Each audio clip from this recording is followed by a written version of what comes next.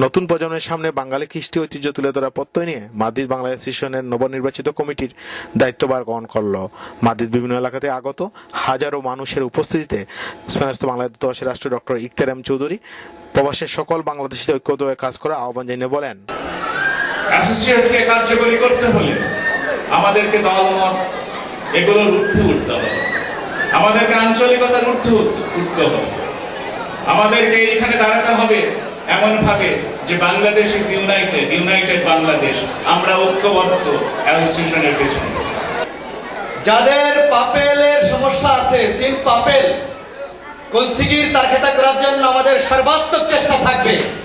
সাংস্কৃতিক অনুষ্ঠানে বাংলাদেশের গ্রাম বাংলার ঐতিহ্য তুলে ধরা হয়। এতে অংশগ্রহণ করে দর্শকরা আনন্দ প্রকাশ করে। আজকের অনুষ্ঠান আমার বরাবর খুবই ভালো লাগছে। আর হ্যাঁ, আমরা মাদ্রিদে প্রথম এত বড় একটা অভিষেক অনুষ্ঠান দেখলাম, আমাদের অনেক ভালো লাগছে। এদেরকে পক্ষ থেকে অনেক অনেক ধন্যবাদ।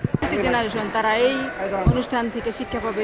খুবই ভালো লাগছে, আমাদের বাংলাদেশের সাংস্কৃতিক কালচারটা তুলে ধরেছে, খুবই খুবই খুবই ভালো হয়েছে। যে অভিষেক অনুষ্ঠান বাংলাদেশ অ্যাসোসিয়েশন কর্তৃক আয়োজিত অনুষ্ঠান সুন্দর হয়েছে।